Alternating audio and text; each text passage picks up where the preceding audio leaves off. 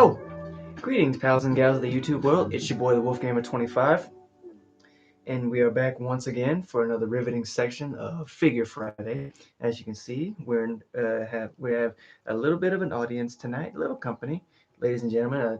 This is Frosty. She's been in the family for a couple of years now. She took over. Well, not necessarily took over. It's because she had helped me cope with me losing my other cat, Stormy, who unfortunately died because she had problems with her lungs, ended up getting filled with fluid, and unfortunately she had to be put down. One of the many sad days of my life. But we are looking past that. What are you doing? Could you stop that, please? Hey, could you stop that? One moment. There you go. Go on. Sorry. That, folks. So, as I said, we're looking past that today because as today, I would first like to personally say thank you to those who are sitting there right now who are watching me live very much. I want to say I hope that you're having an awesome night. And if you like, feel free, kick back, relax, enjoy yourself, take a breath of relief, put your feet up, relax, just fall out, because it's just me and you and of course the merchandise, of course, we will be reviewing today. And this is also a piece. It's a shirt that I procured, showing off one of my absolute favorite Marvel gals, the Rogue. And also, my also a big shout out to the friends and family who showed up on my most recent birthday, which was actually a couple of days ago on the 6th. And massive shout out to them who came out to support me. To those on the internet who sent birthday wishes, much appreciated. You guys are epic. You guys are awesome. Also, I'm going to be again a new piece of tech, which was given to me so graciously to help me with my streams and gameplay. So I'll show it to you guys now. It's this is the Snowball Blue Edition, which I hope I'm coming in clear because I really can't tell. I hope you guys can hear me out there. Anyways, I love it. It's portable. The microphone part detaches, which of course that only comes together. Of course, even it comes for streaming or doing my figure reviews. I thought it would be a good addition to add on to my stream team. And besides all that, I figured that today we will introduce. We'll be taking a step back into the world of Marvel. For today, it will be a little bit of a Marvel showcase for you guys, and we are going to be introducing 4 figures and 1 Funko. And 3 figures I have, they're all going to be of the same universe, the same person, if you will. One of them is also going to be um, from a movie basis, if you will, because that's the point that I'm going to be talking about. Instead of getting into the comic book world, I'm also going to give him a bit of comic book history, but I also want to stay true to the movie that he was coming out of, and I just hope that you guys can appreciate it for its looks and the paint job and just the majesty of the way it looks because of how so close and so detailed they got to it, which of course is one of my favorite things about figures, Funkos, and statues whatsoever. So, oh, wait a minute. Plug in, please plug in, please plug in. Thank you.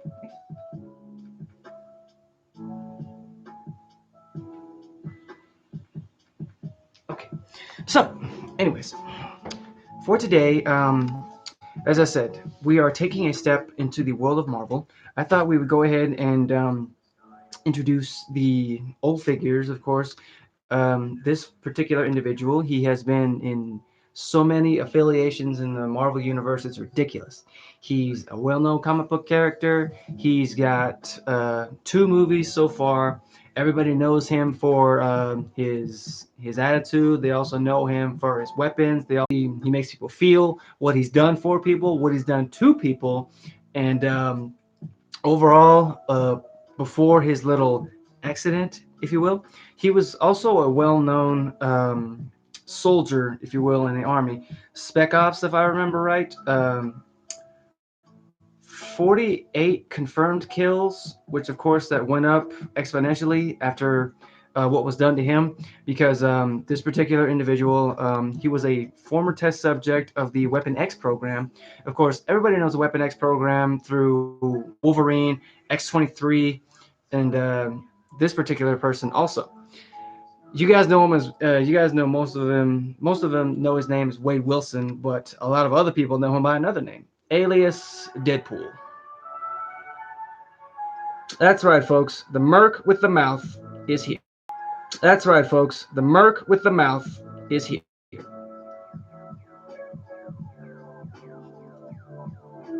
Now, this is the retro black and red look that he's got booming on here. And as you can see, he came with his standard twin swords, which is also one of the most well known weapons that he always rocks. And as I said, the other two that I'm also going to introduce, sorry about that, there's going to be slight differences between them, but they're all the same person, but they really, that differs the most out of each and every one of them, or that makes them stand out the most, is because the affiliation that they're with is where the point in time where they're known or where he's come from. You know, so, shout out to Jesus. He says hi, buddy. Hi, buddy. When I don't know when you're coming back to Steel Depot, just now. As I said, the person that he's still Wade Wilson.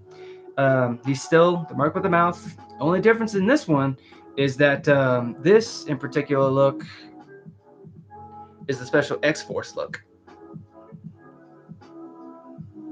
Now, what makes him so special is because during his crusades with the X-Force, it was also a smaller team, not so much done with a lot of the X-Men, however, but there were some well-known names in there. And those names could range from people like Colossus, and of course X-23. I know she was a part of it. Death Clock, I do believe. Domino. Um, there were also some others too. I believe Shatterstar. I remember he was one also. And I love the fact that the two looks that I've introduced so far, that they were introduced in both of his movies, and I love how they transitioned from like the original Deadpool, which is of course the black and red, and which of course told his life story, what had happened to him, and as I said, the whole perspective of the costume changes, which is very, I'm going to say, they try to put it as subtle as they can in the world of Marvel, but in the same time, it's also in your face irony.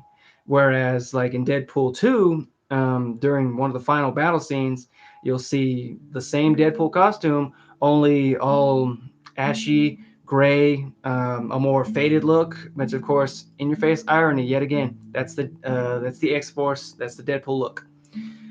Ooh, boy. And as I said, I'm going to give you all some more interesting facts, but I want to introduce the very last variation of Deadpool that I have. Now, what makes this one more different than anything else is that this is the special trainee look that he that he received when he was training with the X-Men. Because only difference being is that when he had gotten this uniform, he kind of rigged it up a little bit more to where it was more his speed. And when I say that, as you can see, it's X-Men. Of course, this is that standard blue and yellow spandex that they had going on. Come on, focus for me, DP.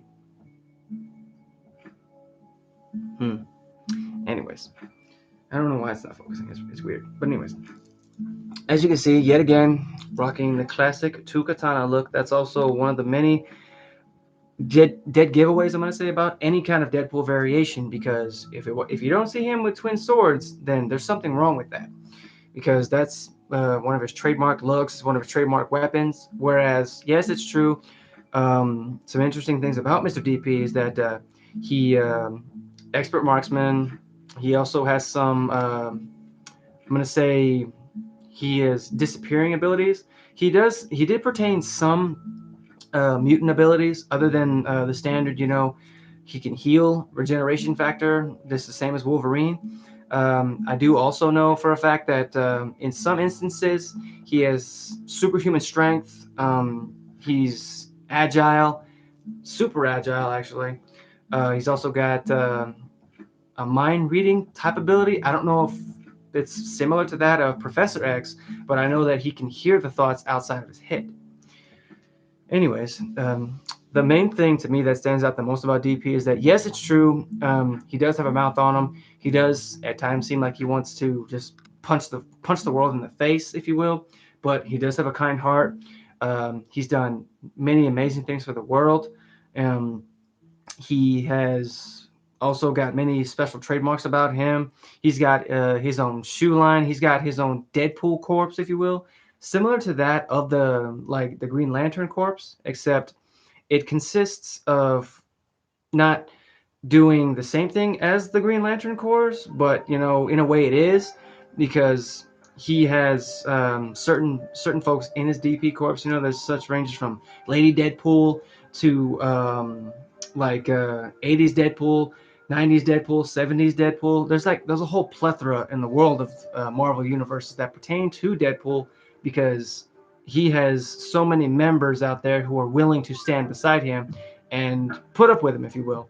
And that to me says a lot, because if you're able to come together with a team but also make your own team, then you're going to thrive either in the world of life or in the world of Marvel.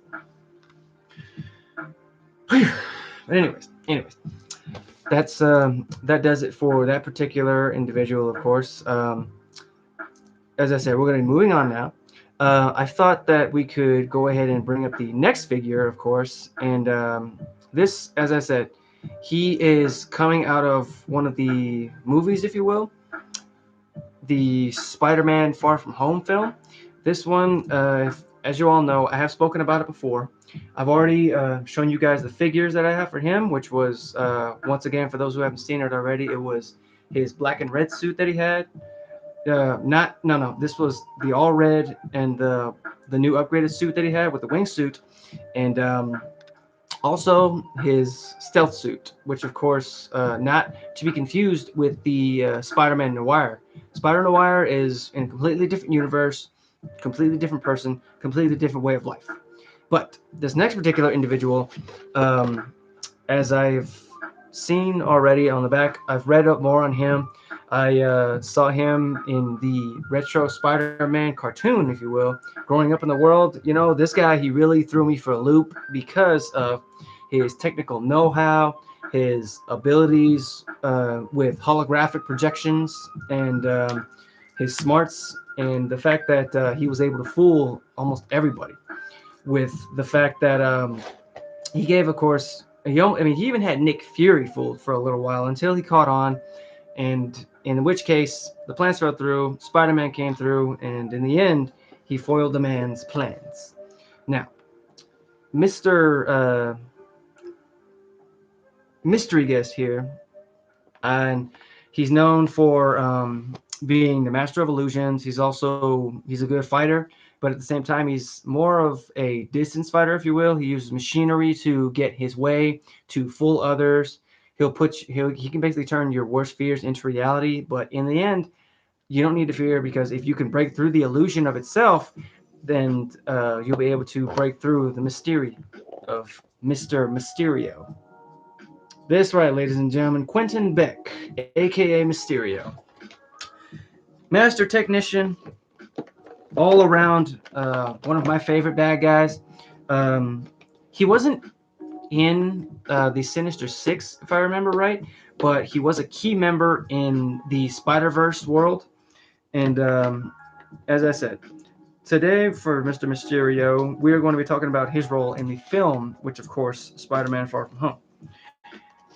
For those of you guys who haven't seen it, a spoiler is about to come. So please prepare yourselves, and please don't unsubscribe, because I try not to spoil anything, but the movie's been out for a while now. If you haven't seen it, I apologize for this. But other than that, let's delve into the world of Mysterio. Now, the way it works with him is that he is talking about he comes from something of a different universe, if you will, because he tries to explain the world of what's known as the multiverse. The multiverse, of course, is a vast amount of infinite universes, infinite dimensions, if you will, whereas everyone is the same. They have the same face, but it can be from different things like personas, clothes, lifestyles, or even just the way they live their lives. Because in one universe, this guy here, Quentin Beck, he says that he's serving as basically um, an intergalactic soldier, if you will, because hailing out of his own Earth, he came to Peter's Earth, also known as Earth 616, because he was seeking help from the supposed enemies, which he had called the Elementals. The Elementals, of course, sorry for the noise, guys. I apologize if it's cringy.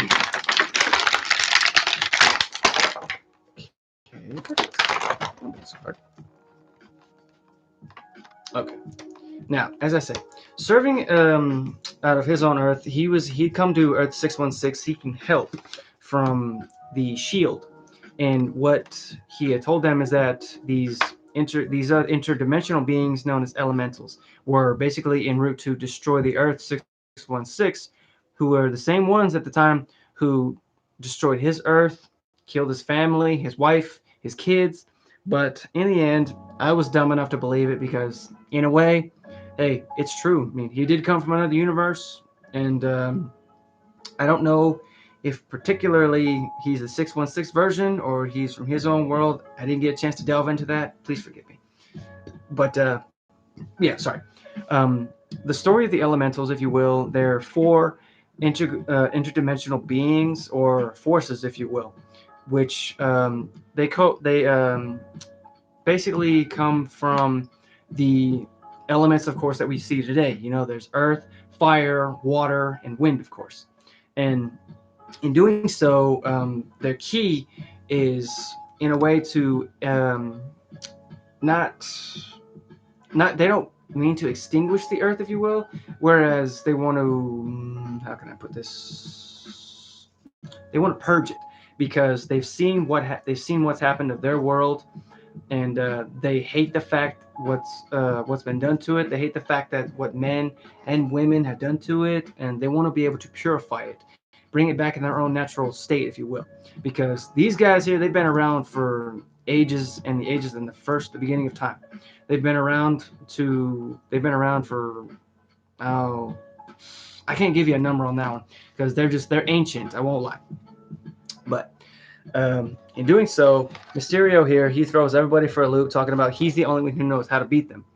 And I won't lie, I love the fact that they chose Jake Gyllenhaal to play Mysterio because he played the role so well. He put so much emotion into it. He put so much heart into it. In a way, I don't like it because I can't really see Jake as a villain. But in this case, he portrayed him excellently.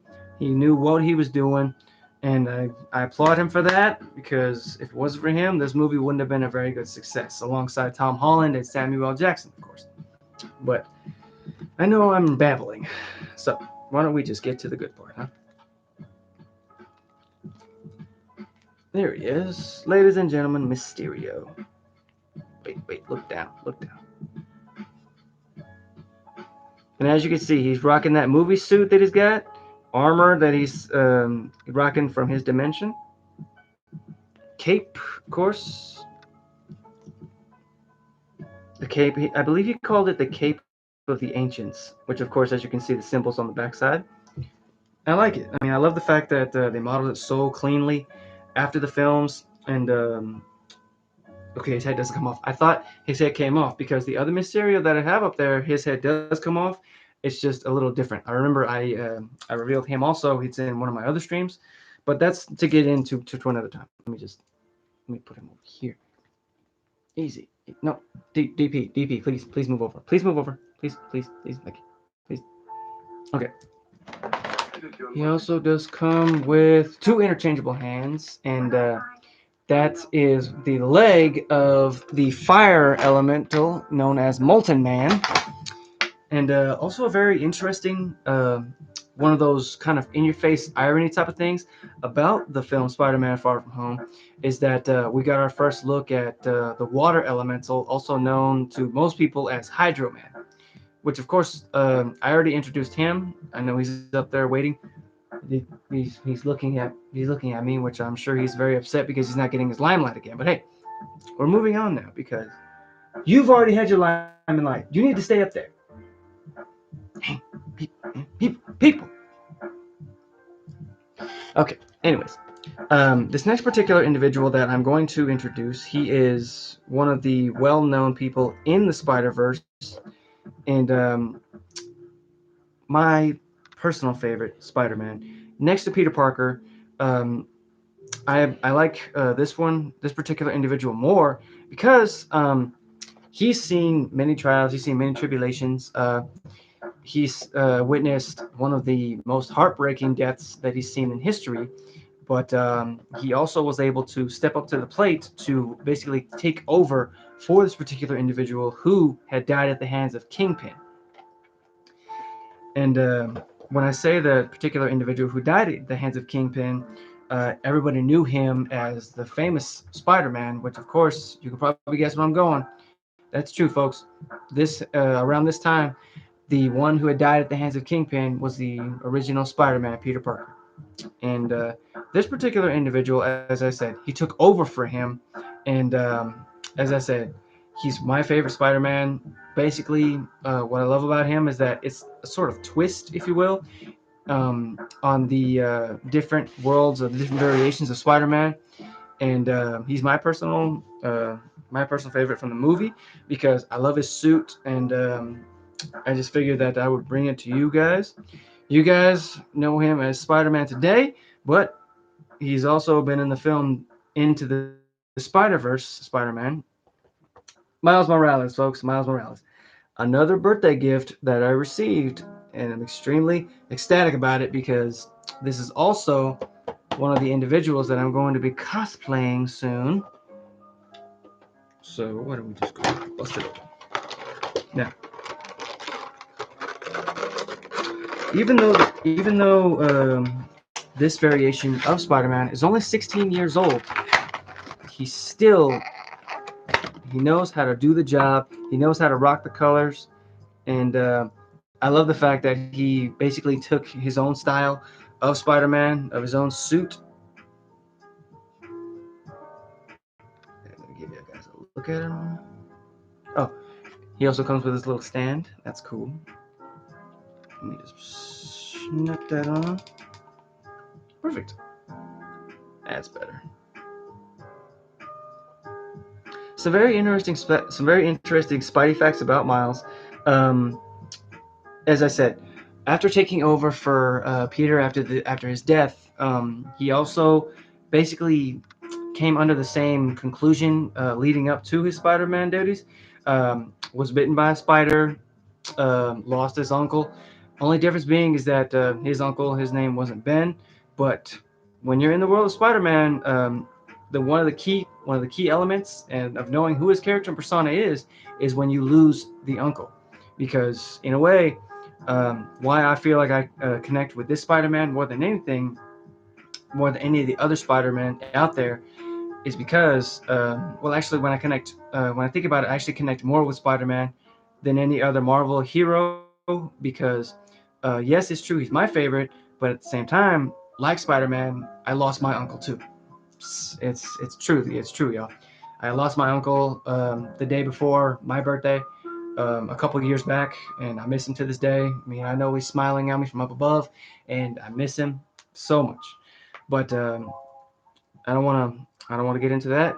I'm not trying to be sad. This is no sad time. This is good times right here. This is very good times, very happy times. Interesting facts about Miles now. Um, he has the same abilities of Spider-Man, just some of them have a different twist on them. He has he has cloaking abilities. He has what's known as the Venom Strike, of course, and he is slightly more agile and faster than any other Spider-Man. But of course, I'm gonna pretend. I think that pertains to the fact that he's more, younger, if you will. But I love the fact that he's one that rocks the hoodie. He rocks the Nikes. The black and red suit is my favorite color combination, if you will, because I feel like it stands out more than the standard red and blue of the original Spider-Man. That's a lot to talk about. Let's talk about. But anyways, folks, I do hope that you guys enjoyed this stream. I'm gonna go ahead and cut it off here. Also, please do your boy a favor. If you have not eaten, please go grab something to eat, grab something to snack on. If you're not feeling food, then hey, grab something to drink. Hey, have a good night. Also, if you like, feel free to hit the follow button. It'll be posted there soon. Don't be afraid to smash the like button also.